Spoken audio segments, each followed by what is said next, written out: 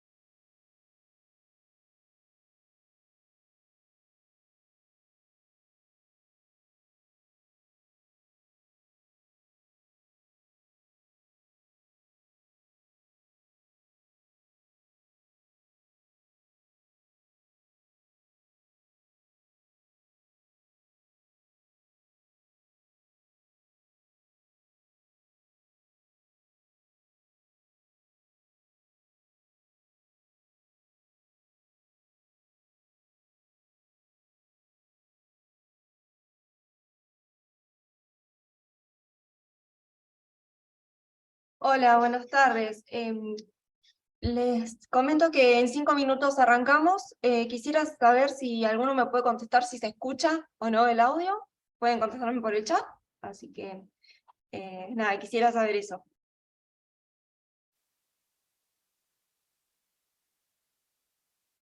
Muchas gracias.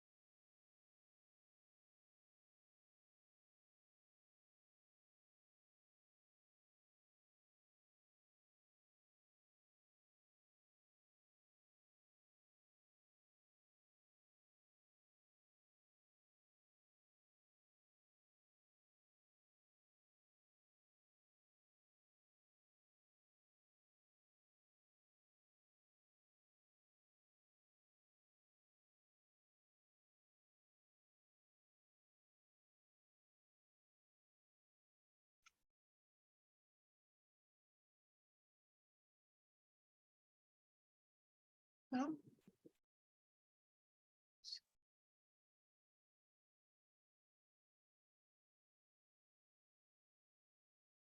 Hola, buenas tardes. Me presento, mi nombre es Silvina Copetti y soy actualmente residente de segundo año en el Hospital Italiano. Quisiera saber, por favor, si se escucha, si alguien me puede decir que se escucha. Hola Silvina, se escucha bien. Bueno, muchísimas gracias. Así que ahora vamos a arrancar con el Ateneo del día de hoy, que me toca presentarlo a mí. Bueno, el Ateneo surge de mi rotación por el sector de Química Especial en agosto, bueno, de este año, cuando yo era R1. Y se titula Déficit de vitamina B12, el estudio de las causas de la deficiencia de la vitamina B12 en el Hospital Italiano de Buenos Aires. Bueno, para presentar, para empezar les voy a presentar los contenidos del Ateneo, en el cual tenemos primero lo que es la vitamina B12 y su déficit, el diagnóstico, la situación del Hospital Italiano, que son unos análisis en base a la población, el tratamiento que se le da a lo que es la deficiencia de vitamina B12, los nuevos marcadores, que serían la holotranscobalamina, y por último las conclusiones. Bueno, para iniciar, ¿qué es la vitamina B12? La vitamina B12 es una vitamina, lo que significa vitamina es amina vital. La vitamina B12, se las presento, es la que está acá al costado, se llama comúnmente cianocobalamina, es una vitamina que tiene una estructura compleja con un núcleo macrólido central denominado corrina, en el cual va a estar lo que es el átomo de cobalto en la cianocobalamina. La vitamina B12 es una vitamina hidrosoluble y tiene síntesis bacteriana, o sea, es de síntesis bacteriana, la sintetizan las bacterias. El ciclo de la vitamina B12 en el cuerpo. Debido a que la vitamina B12 es de origen animal, nosotros necesitamos ingerirla para poder obtenerla en nuestro organismo. La vitamina B12 va a venir desde los alimentos y se va a, primero que nada, separar de sus proteínas que la transportan en el alimento gracias a lo que es la acción de las proteínas de la saliva, que son, ya les digo bien, o sea, es debido a la proteólisis, perdón, que se produce con la saliva. Luego en el estómago se va a producir lo que es la separación de la vitamina B12 y se va a unir a lo que es su transportador, que es la aptocorrina, que esta es sintetizada por las glándulas salivales o sea, de nuestro organismo. Luego del estómago va a pasar a lo que es el duodeno, y en el duodeno, debido al cambio de pH que hay, la vitamina B12 se va a separar de la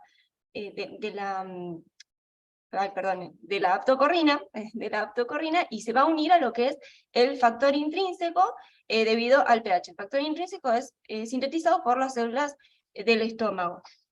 Luego va a seguir su curso por el intestino y en lo que es el ilio va a ser absorbido junto con el factor intrínseco, o sea, ese complejo de la vitamina B2 unida al factor intrínseco va a ser absorbido por lo que es la cubilina, un transportador que contiene cubilina, y va a ingresar a la célula entérica.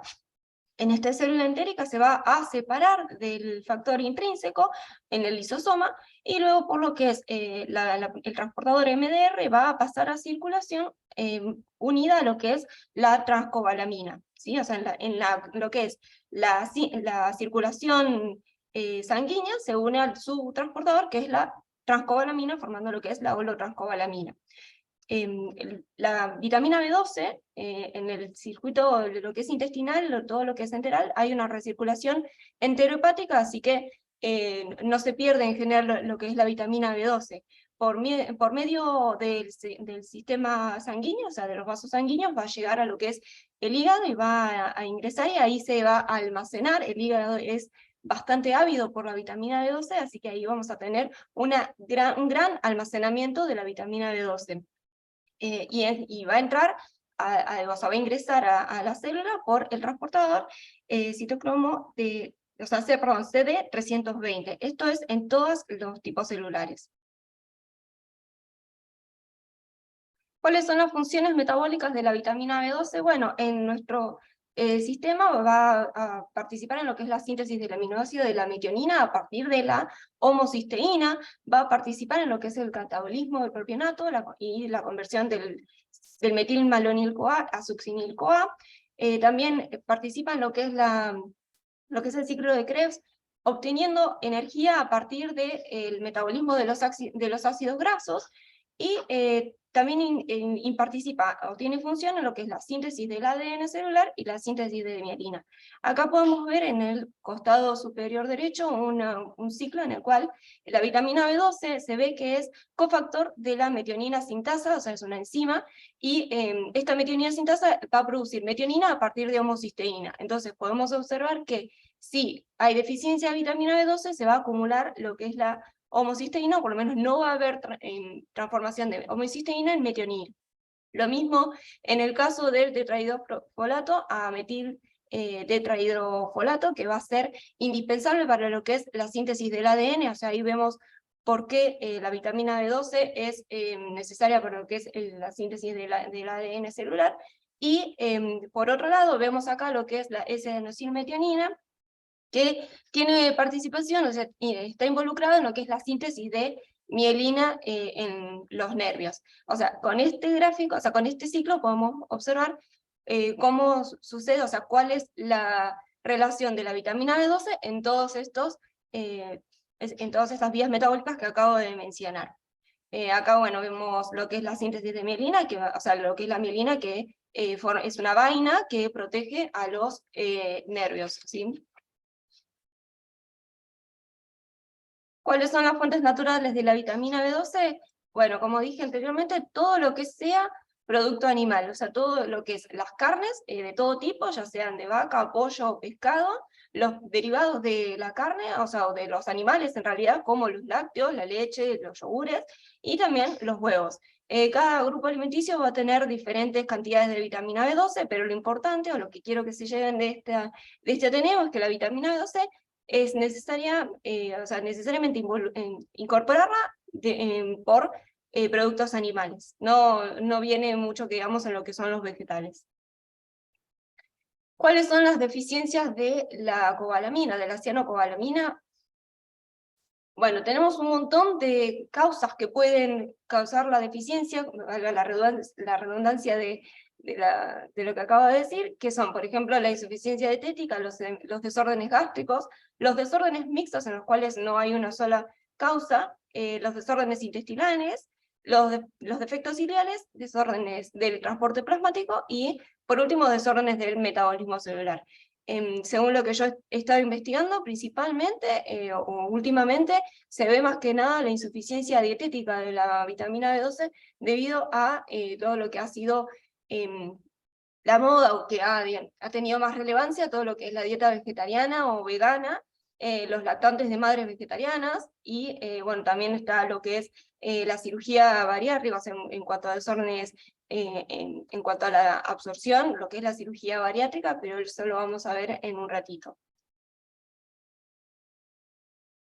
¿Cuáles son los signos y síntomas de lo que es la deficiencia de la vitamina B12? Bueno, todos los síntomas son inespecíficos, los cuales van a involucrar cansancio, dificultad respiratoria, mareos, lo que es una sensación de hormigueo en las extremidades, como las manos o los pies, todo lo que sea confusiones y olvidos en lo que es la gente mayor, y sobre todo, bueno, después se pueden llegar a ver, si la deficiencia es bastante severa, alteraciones más bien neuronales, que pueden ser severas o digamos bastante serias.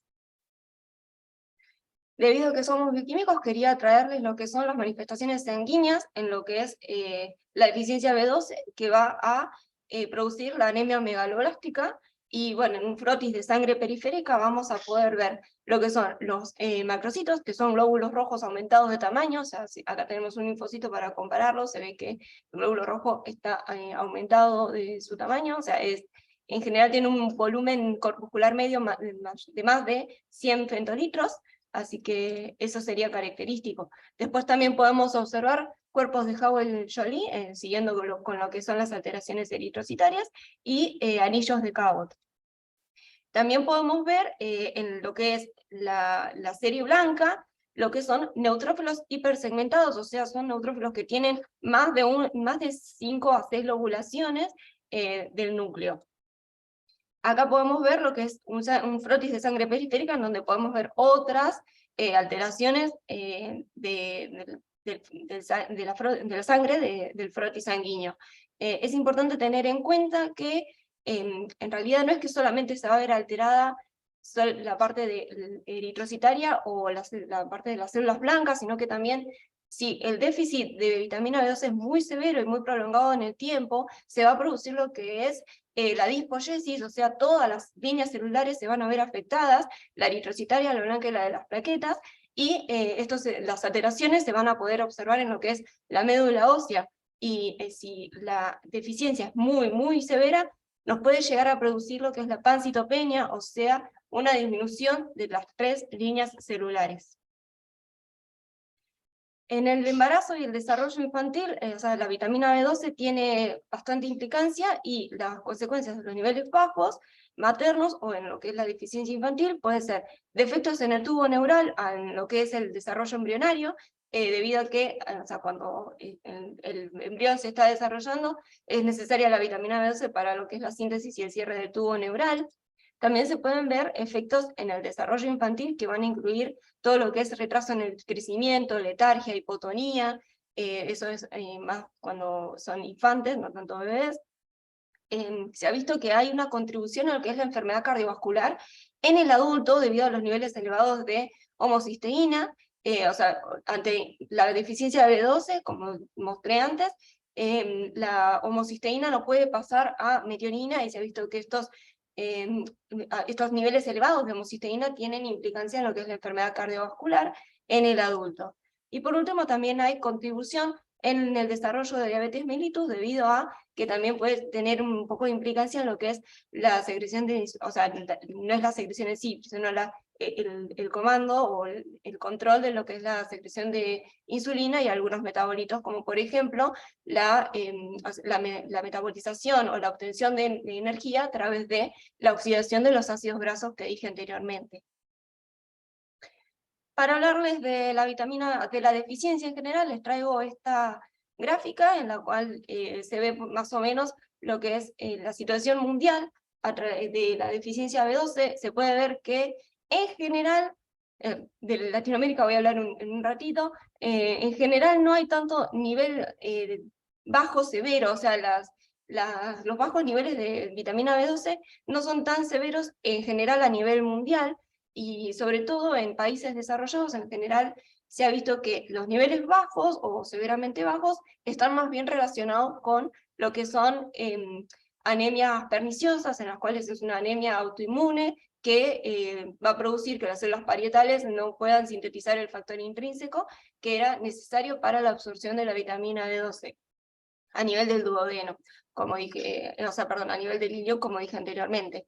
Después, hablando más particularmente de Latinoamérica, este paper consideraba a lo que era Latinoamérica como países de bajos ingresos, en los cuales se veía que en países de bajos ingresos lo que era el déficit de vitamina B12 se relacionaba más con lo que es un nivel socioeconómico que te impedía tanto comer, o sea, adquirir el alimento, como lo que era el difícil acceso al alimento, o sea, era tanto económico como la falta o la escasez de ese alimento.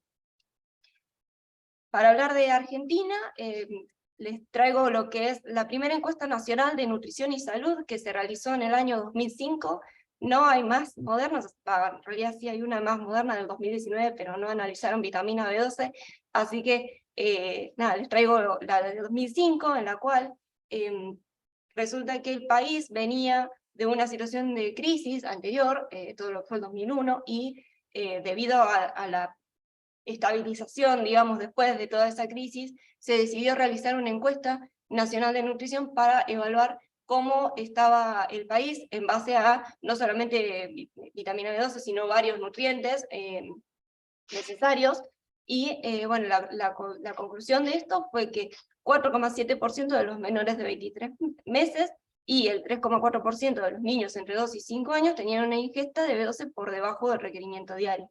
En cuanto al grupo de las mujeres, que iban de 10 a 49 años, 3,4% presentaba vitamina B12, menor a 150 picomoles por litro, y el 11,9% menor a 200 picomoles por litro.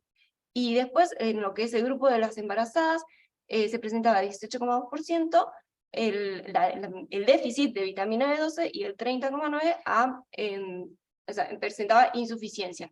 Lo que es el déficit serían niveles por debajo de 148 picomoles por litro, y lo que es insuficiencia es más bien niveles por debajo de 200, o sea, sería más bien un déficit leve o moderado.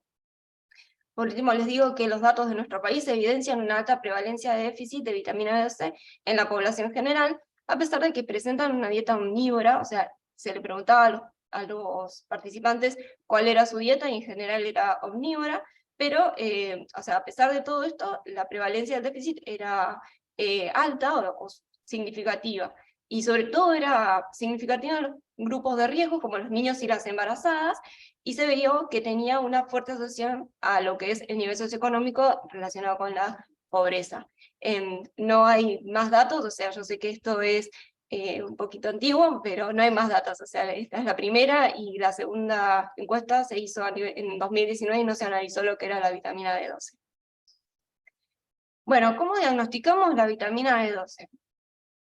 En el laboratorio del Hospital Italiano de Buenos Aires vamos a medir lo que es la vitamina B12 total, mediante un análisis quimiluminiscente de micropartículas de factor intrínseco, para la determinación cuantitativa de la vitamina B12 total en suero y plasma humanos. Entonces se puede utilizar tanto suero como plasma humanos.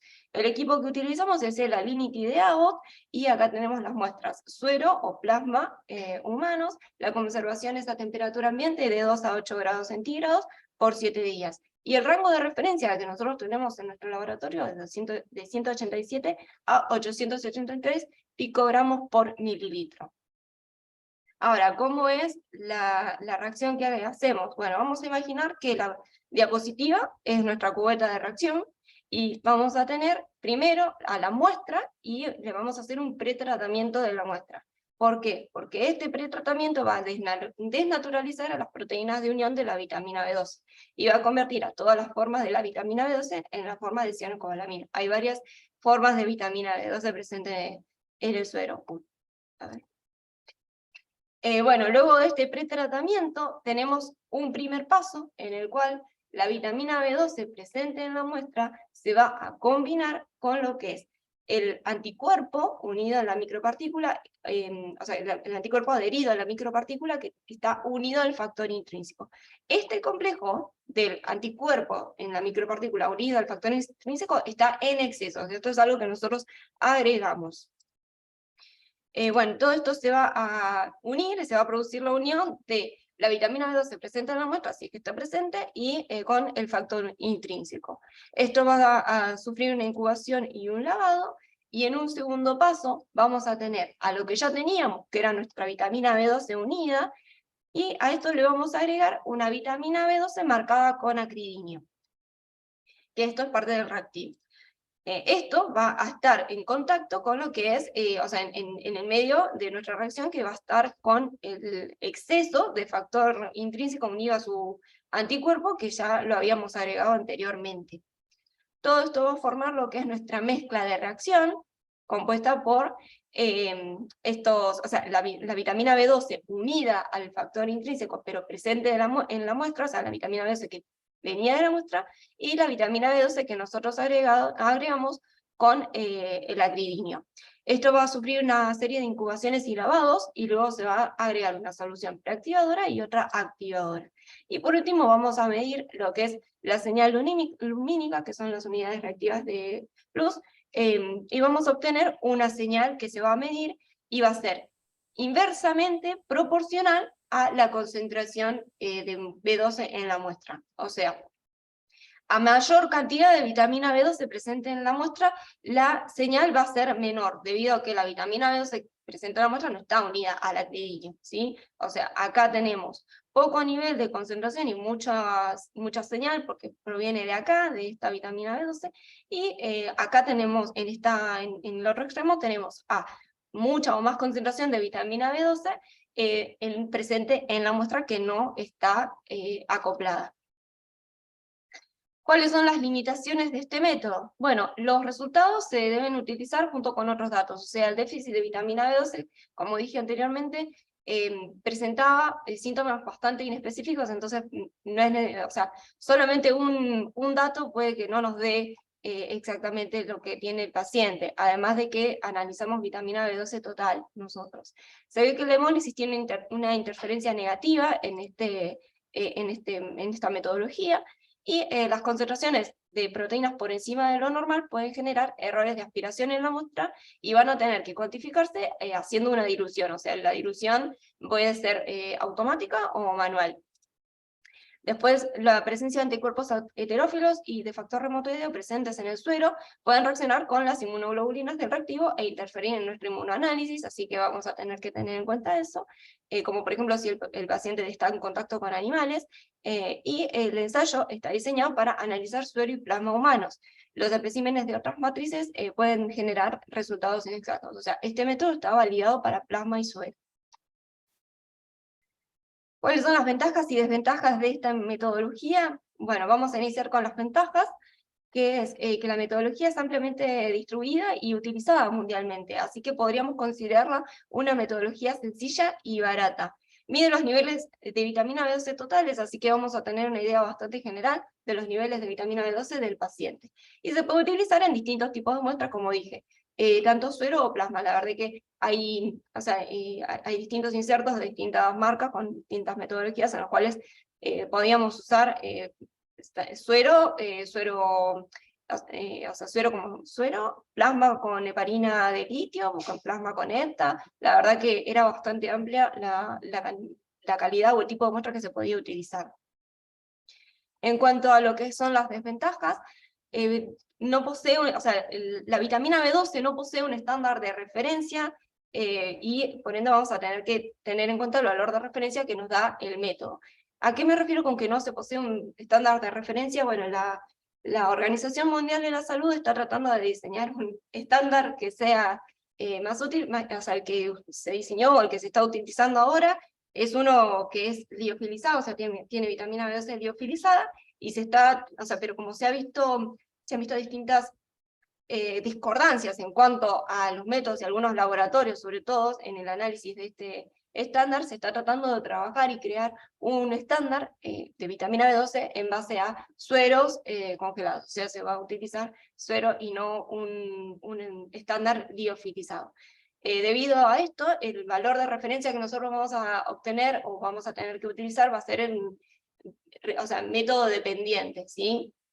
Si cambiamos de método vamos a tener otros valores de referencia. Después tenemos que, como medimos niveles de vitamina B12 totales, no tenemos información sobre la funcionalidad de esta vitamina B12. O sea, si yo tengo exceso de vitamina B12, pero esta vitamina B12 ¿es funcional, sí o no? Eso no lo podemos saber porque estamos viendo niveles totales. Y por último, los valores de la vitamina B12 pueden variar en algunos estados fisiológicos, como por ejemplo el embarazo, por lo que es la hemodilución.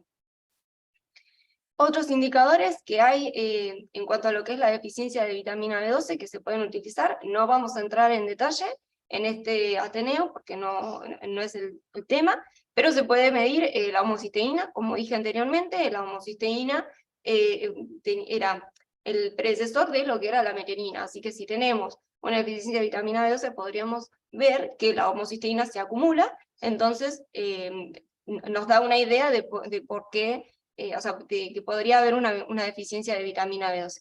Y después también tenemos el ácido metilmalónico, que bueno, como la vitamina B12 participaba en lo que era la oxidación de los ácidos grasos, para obtener energía se podía producir ácido metilmalónico por esto.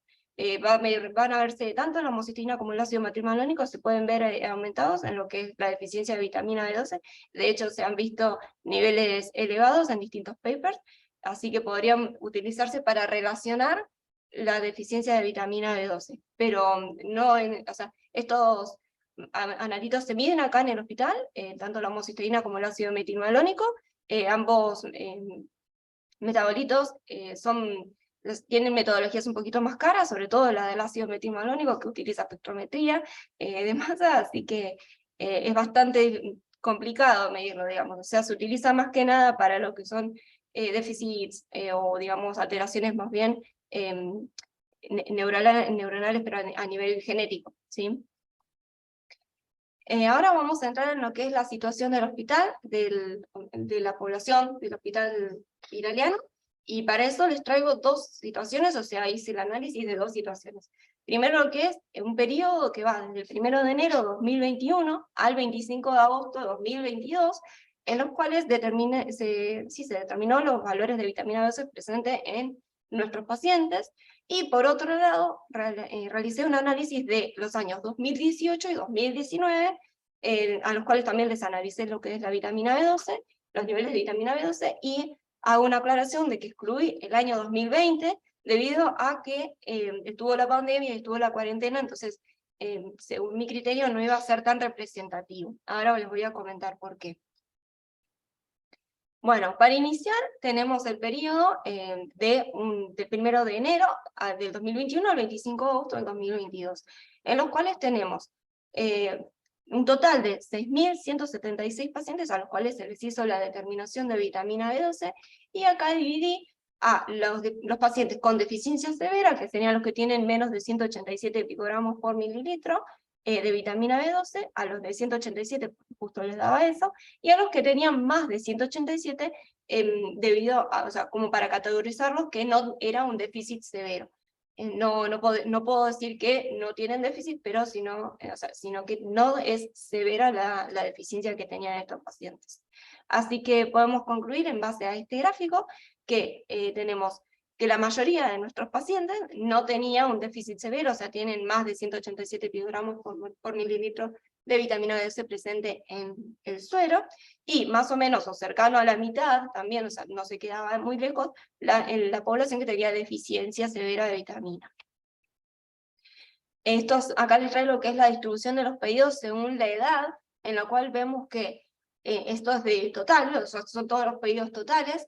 Vemos que hay una distribución bimodal en la cual aumentan la cantidad de pedidos a medida que nos acercamos a los 20 años, o sea, es más o menos desde los 20 años hasta los 46, casi 50, que se ve un aumento de los pedidos, y luego o sea, disminuye y luego vuelve a aumentar a lo que es la edad de 70 años, o sea, pacientes de tercera edad. Analizando un poquito más a los pacientes, ahora estoy analizando a los pacientes con deficiencia de vitamina B12, o sea, los que tienen menos de 187 picogramos por mililitro, y los separé en lo que son los pacientes de sexo femenino y los pacientes de sexo masculino. En este análisis me dio que el 73% de los pacientes eran femeninos y el 26% eran masculinos. Luego de esto analicé lo que era en base a la edad, una distribución en base a la edad, que ahora voy a aclarar por qué están así los valores, en los cuales los separé en menores de 18 años, considerando los pediátricos, de 18 a 50 y mayores de 50. Los pacientes de 18 a 50 los separé así, principalmente porque consideraba como el 70% eran mujeres, consideré lo que es el periodo de mayor fertilidad de las mujeres, 18 a 50 años, y tomé como más de 50 a pacientes que no eran tan fértiles. Yo sé que la calidad o la salud de un paciente de 55 años no sería la de un paciente de 75, pero bueno, eso fue una separación o una clasificación primaria de estos pacientes. En base a todo esto podemos concluir que tenemos que más o menos un poco más, en realidad de la mitad de los pacientes tenían más de 50 años, y le sigue lo que es los pacientes de 18 a 50 años. Esto tiene que ver más que nada con que la población de nuestro hospital es principalmente adulta, así que es bastante lógico tener un alto porcentaje de pacientes de más de 18 años en sí. El promedio de la edad que me dio fue de 55 años y la mediana de 57.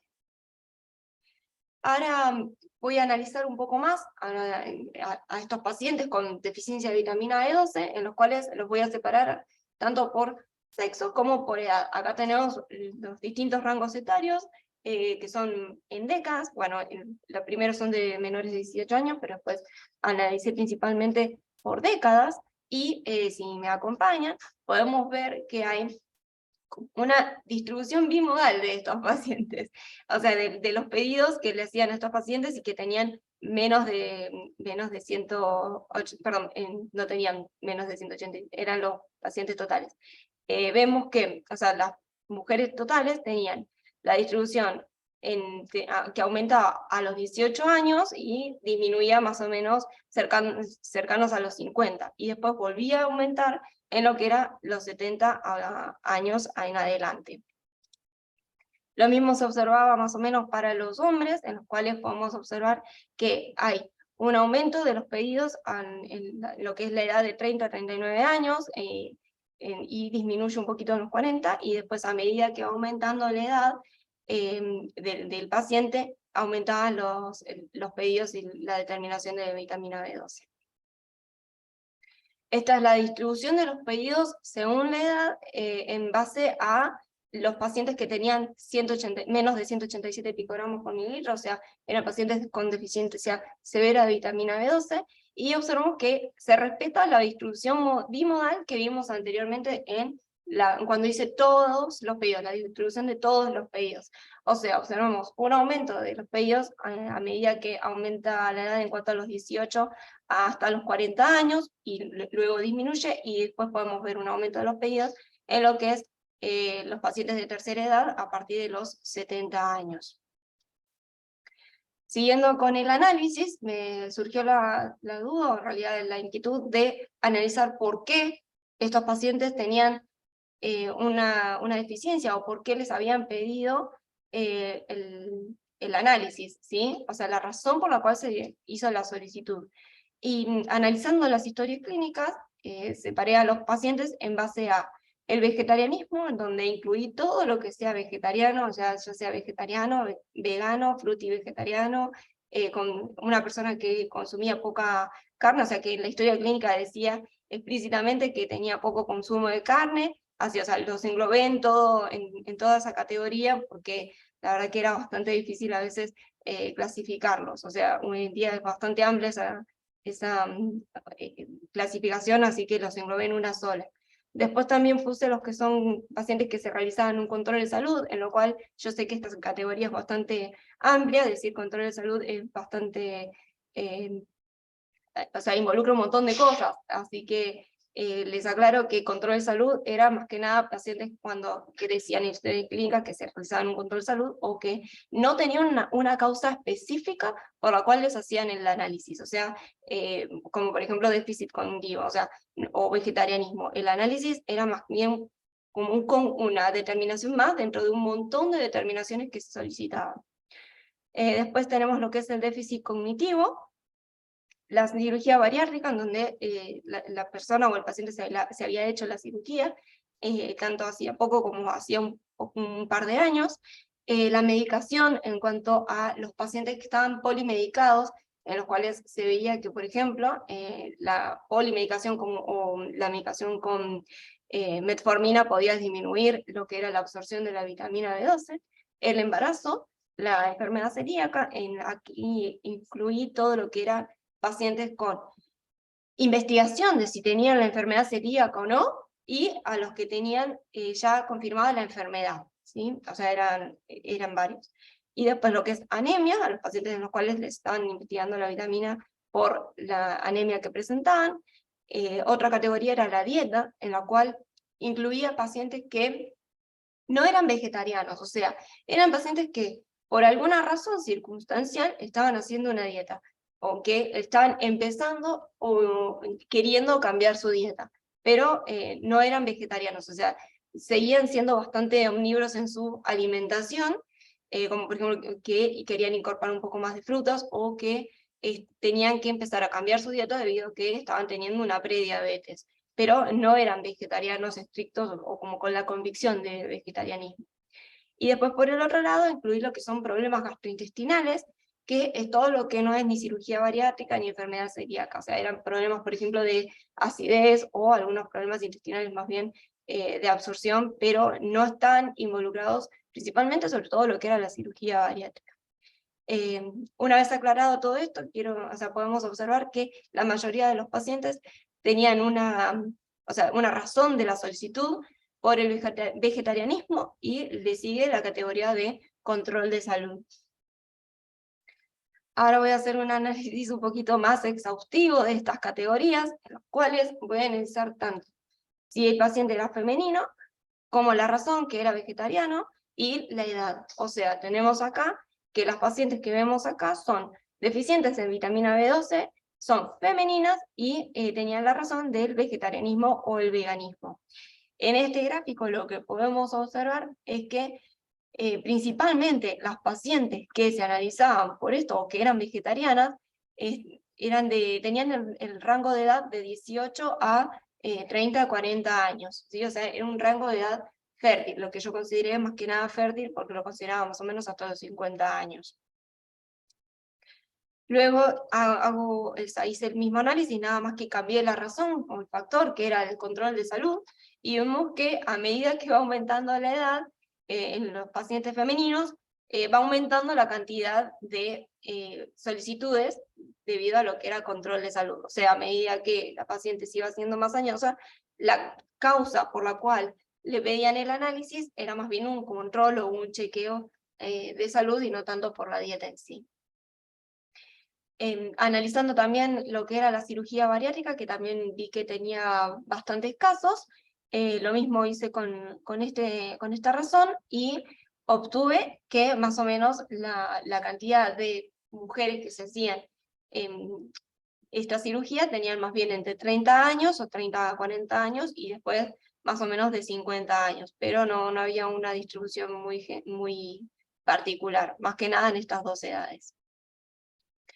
Por último, en lo que es la cantidad de pacientes en base a el déficit cognitivo, hay más que nada, pacientes con mayores de 80 años, o sea, pacientes de la tercera edad. No tuve ningún paciente joven que tuviera déficit cognitivo, lo cual, bueno, es bueno y bastante coincidente, porque no esperamos todo lo que es confusiones o mareos o por ejemplo, muchos olvidos tenían estas pacientes. Entonces, no es muy común en lo que son pacientes de, no sé, 40 años.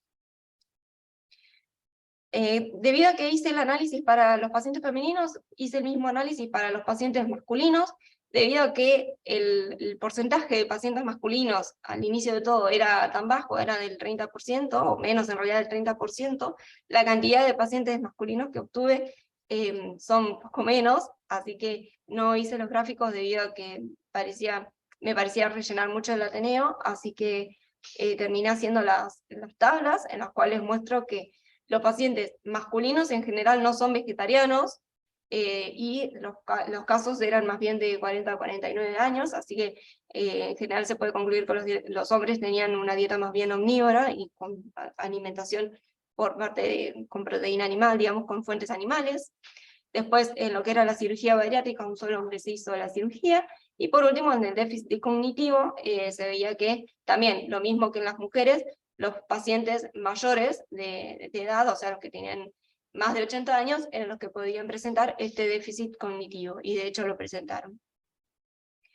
Una cuestión que me resultó bastante difícil de clasificar a veces en los hombres era la categoría, y muchas veces tuve que poner que eran por controles de salud la solicitud de la determinación de vitamina B12, y esto es debido a que tenían muchas causas, o sea, no había una sola causa particular por la cual se la hacían, así que les traigo el resultado de que, bueno, muchos hombres se hicieron el control de salud, o sea, tanto por control de salud como por investigación médica, de alguna que otra razón. Y bueno, lo que podemos observar es que los pacientes también de más edad, o sea, de la tercera edad, son los que se realizaban controles de salud más seguido y sobre todo más controles.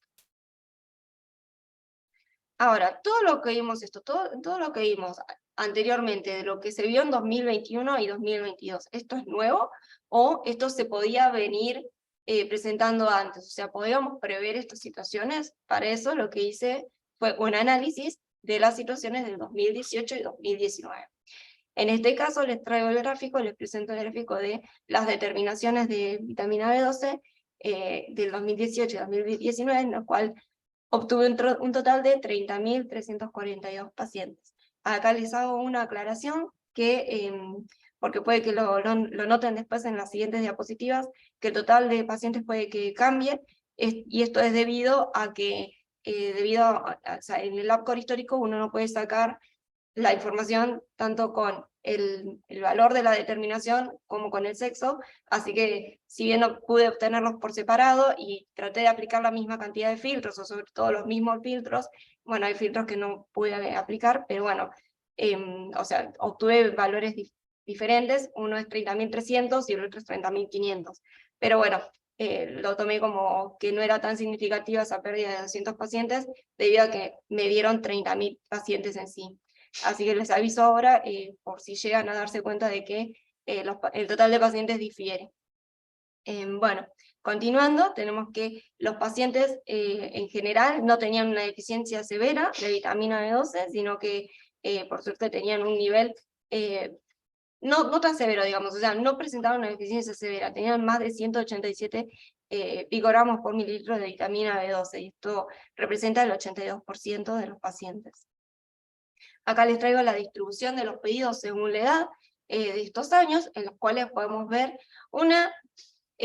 algo parecido a lo que vimos antes. O sea, hay como una distribución bimodal que aumenta en lo que es la edad de 20 años, y medio que disminuye un poquito cuando se acerca a los 50, pero principalmente vemos que la distribución de los pedidos toma mucha relevancia en lo que son los pacientes añosos, ¿sí? A partir de los 60 años, desde 60 hasta, bueno, pasados los 80. En cuanto al análisis de el sexo, o sea, la distribución por sexo, les traigo que, o sea, conseguí que los pacientes femeninos representaban el 70% y los pacientes masculinos representaban el 30%. Es muy parecido a lo que se vio después en el 2021. O sea, de hecho es lo mismo prácticamente.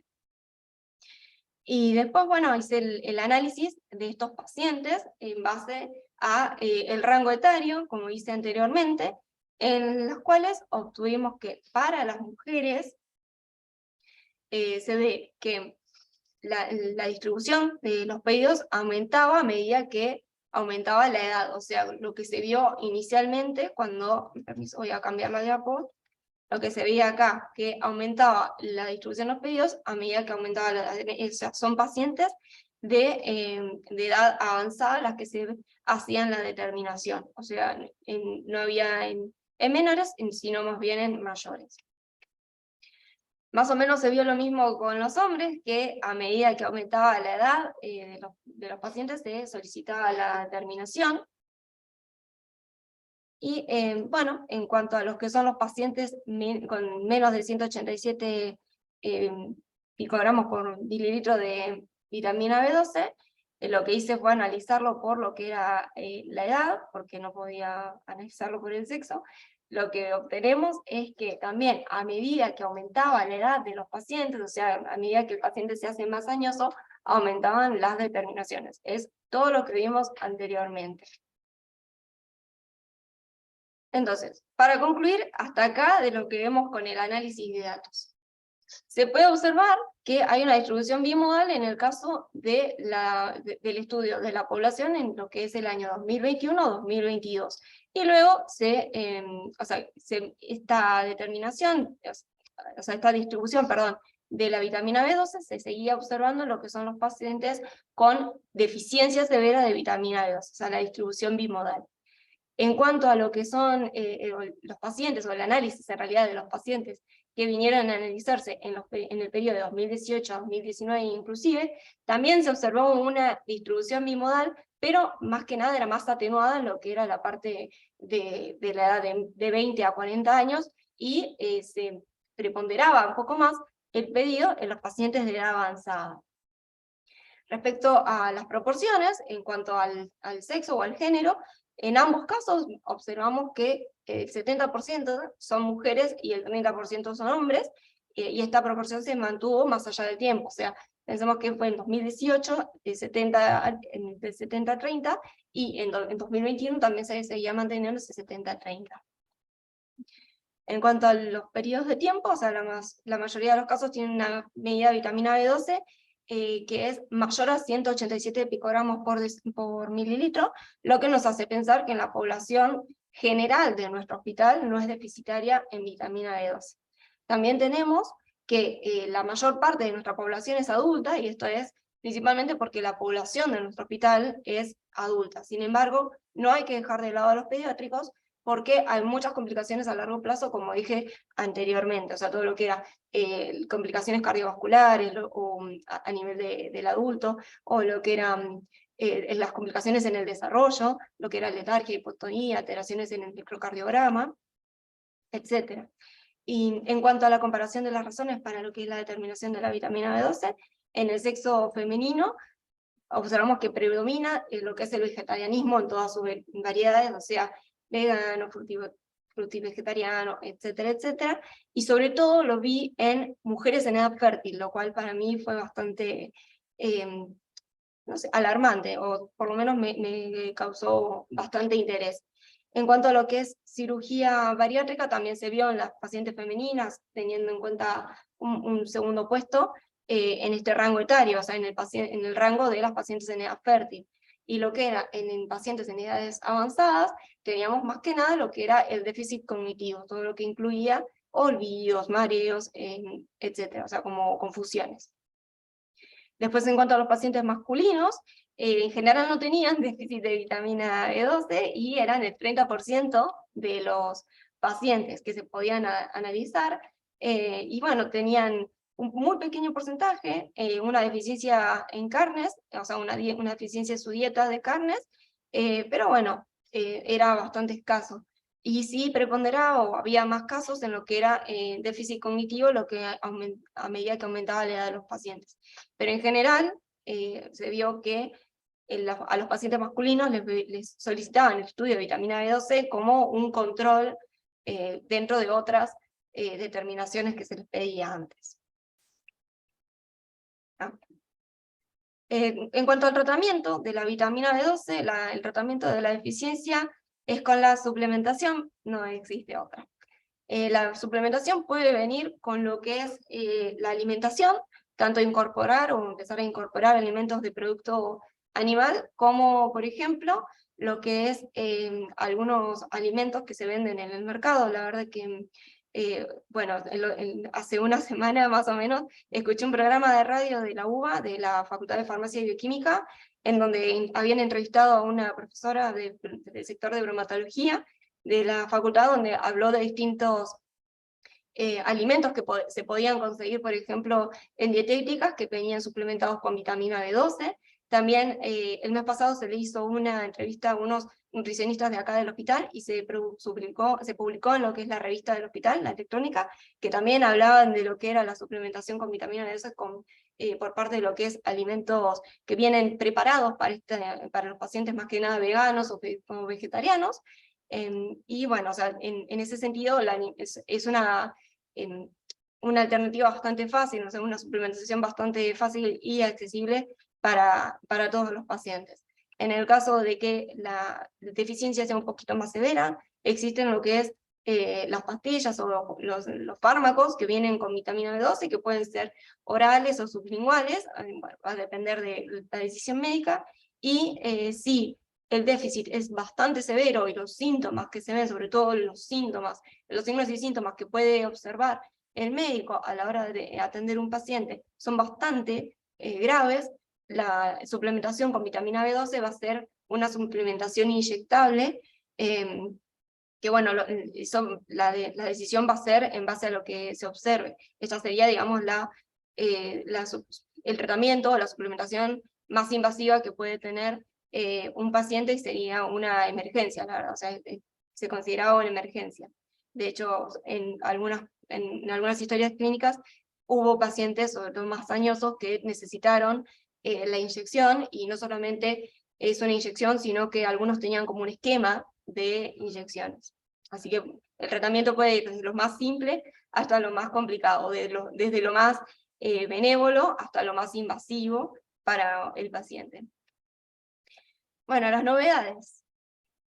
La holotranscobalamina. La holotranscobalamina puede ser es considerado un nuevo marcador. ¿Pero qué sería la holotranscobalamina? Bueno, la holotranscobalamina es el complejo de la holotranscobalamina unida a la vitamina B12. ¿Sí? Es la transcobalamina que circula unida a la vitamina B12 y va a representar a la fracción activa o biológicamente disponible de la vitamina B12. ¿Por qué? Porque la vitamina B12 también circula unida a la aptocorrina y se considera metabólicamente inerte. O sea, en el suero o en la sangre lo que hay es más o menos un 20% de la vitamina total unida a la transcobalamina, lo cual nos formaría la holotranscobalamina, y el 80% está unido a la aptocorrina, que se considera metabólicamente inerte.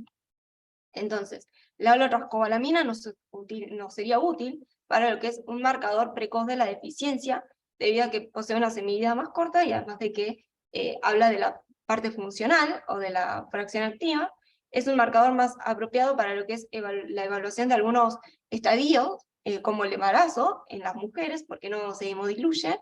Tiene una implicancia clínica en lo que es los pacientes en los cuales su dosaje de vitamina B12 total no concuerda. O sea, recuerden que la vitamina B12, yo analicé más que nada las deficiencias severas, pero hay deficiencias, o el paciente puede manifestar cierta deficiencia con niveles de vitamina B12 bastante normales o intermedios, como por ejemplo 300 picogramos por mililitro, ¿sí?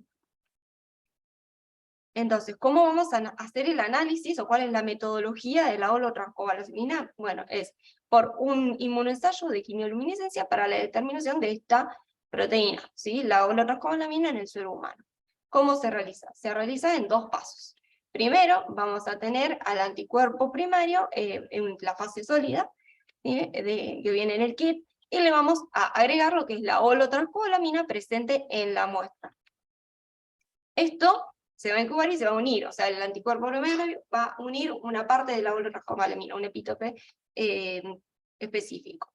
Esto se va a incubar, y luego, en un segundo paso, este complejo que ya teníamos, que era la holotranscobalamina unido al anticuerpo primario, va a ser, se le vamos a agregar a esta combinación lo que es un anticuerpo marcado con lo que es una fosfatasa alcalina. Este anticuerpo secundario se va a unir a otro epítope de la holotranscobalamina. Esta mezcla va a sufrir una serie de incubaciones y lavados, y luego le vamos a agregar lo que es un sustrato quimioluminiscente para poder medir lo que es la señal lumínica. En este caso, la señal lumínica que vamos a obtener va a ser directamente proporcional a lo que es la concentración de vitamina B2, perdón, no es de la vitamina B2, sino de la holotranscobalamina presente en la muestra. O sea, a mayor concentración de holotranscobalamina en la muestra, más se va a unir este anticuerpo marcado, y mayor señal vamos a obtener por ende. ¿Cuáles son las ventajas y las desventajas de este método? Bueno, tenemos que se mide lo que es la holotranscobalamina, que es la vitamina B12 funcional, o sea, la que era biológicamente activa. Esto nos va a permitir predecir deficiencias más tempranas, sobre todo en lo que son estadios fisiológicos donde la vitamina B12 se ve alterada, ¿sí? Y después se puede utilizar tanto suero como plasma, o sea, dependiendo del fabricante del kit, se puede utilizar tanto suero como plasma. Es bastante amplio. En cuanto a lo que son las desventajas, vamos a decir que, tanto como sucedía con la vitamina B12, no hay un estándar validado. Se está trabajando, por supuesto, en este estándar, o sea, la OMS, o sea, la Organización Mundial de la Salud, en su sección de estándares, está también trabajando para poder conseguir un estándar de la holotranscobalamina. Es una metodología poco utilizada mundialmente y se la considera muy cara, y después se requieren más estudios para determinar la efectividad de la holotranscobalamina para predecir las deficiencias tempranamente. Sucede que esto es bastante nuevo y se necesitan varios estudios, y uno de los impedimentos para realizar estos estudios es que es bastante complicado realizar un estudio de la holotranscobalamina porque necesitas un grupo de pacientes a los cuales deliberadamente les haces disminuir la vitamina B12 en sangre. Entonces necesitas que estos estén vigilados y sobre todo muy monitoreados por un grupo médico que ante la menor o el menor síntoma que pueda presentar este paciente de vitamina B12, o sea, por ejemplo, el déficit cognitivo o alguna anemia, necesitas que este paciente sea suplementado con vitamina B12 lo más urgentemente posible. Así que es bastante complicado hacer estos estudios. Bueno, como conclusiones de este Ateneo, les digo que la vitamina B12 es un nutriente esencial para el organismo que va a cumplir una función en muchas vías de señalización. El déficit de vitamina B12 es leve a moderado en lo que es la población mundial, como dije anteriormente, pero es bastante silencioso debido a que hay muchas reservas en el hígado. Perdón, disculpen.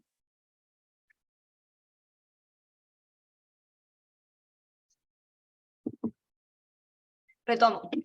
El hígado era bastante ávido por la vitamina B12, entonces como ahí teníamos las reservas, el déficit puede ser bastante o sea, prolongado en el tiempo, debido a que se liberan las reservas constantemente.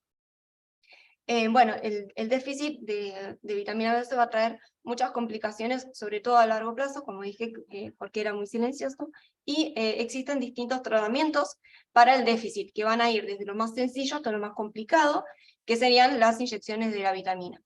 La medición de la holotranscobalamina puede ser útil para determinar los déficits severos más tempranamente, pero es una metodología bastante cara y tiene poco valor de implementación, ¿sí? Porque también se ve que la vitamina D se controla bastante en los pacientes, debido a un control de salud. Y después, si se planea implementar una dieta vegetariana o vegana, se debe tener en cuenta que se pueden generar algunas deficiencias nutricionales, no solamente de la vitamina B12, sino de otros nutrientes como el hierro, por lo que se recomienda una alimentación variada e una implementación gradual de este tipo de dietas, y sobre todo en esto coincidían muchos profesionales, o sea, también vi un programa en el cual estaba el doctor Sin, que también decía que necesitaban ser dietas controladas sobre todo, y que haya siempre un profesional que solicite los controles de vitamina B12 regularmente, ¿sí?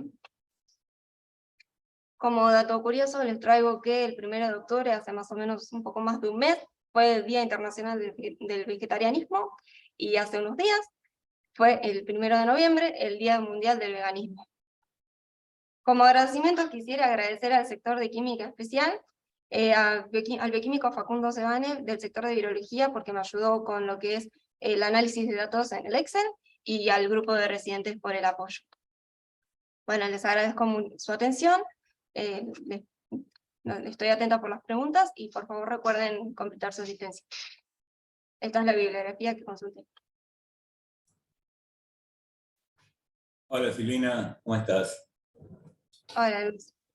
Felicitaciones, realmente muy pero muy interesante, y aparte hiciste un trabajo muy pero muy meticuloso también, que tiene que ser celebrado. Comparto con vos la preocupación sobre las mujeres en edad fértil, pero digamos que por lo visto hay una preocupación médica, por eso está esa cantidad de pedidos que se hace.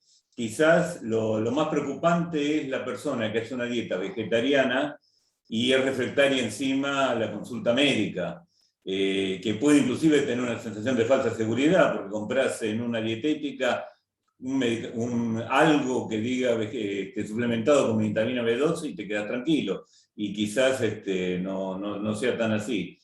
Comparto que es importante divulgar que esas dietas pueden ser muy sanas, pero requieren una vigilancia médica, ¿no? Sí, sí, la verdad que a mí me sorprendió que, más que nada, iban cuando ya tenían un déficit bastante severo las pacientes, o sea, eso a mí me sorprendió. Yo decía, bueno, está bien, como dije, lo que es el hígado tiene muchas reservas de vitamina B12, entonces puede que no lo sientan, pero bueno, yo decía, todo lo que es el cansancio y lo que son los signos que uno, o sea, los síntomas que una mujer puede tener, sobre todo en una edad fértil, y bueno, era como que me daba a mí una preocupación, porque llegaban bastante tarde, algunas.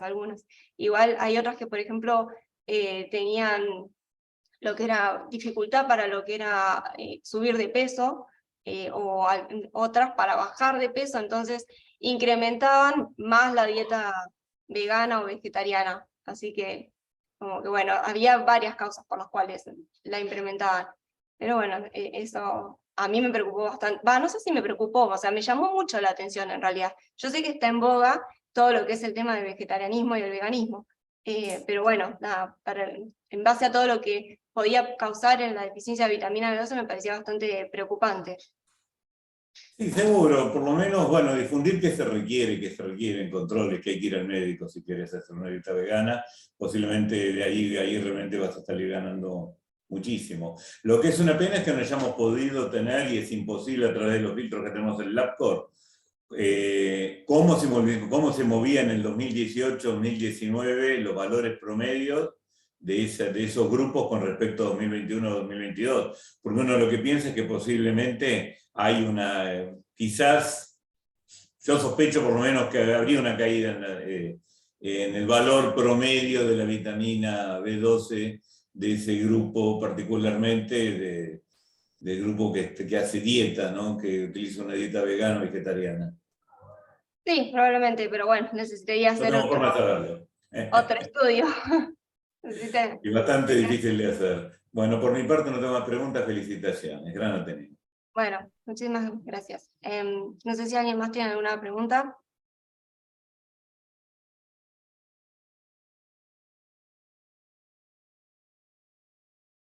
Bueno, si no tienen preguntas o comentarios, les recuerdo que llenen lo que es la asistencia al Ateneo y nos vemos en el próximo jueves, en el próximo Ateneo. Muchísimas gracias a todos por su atención. Que tengan buenas tardes.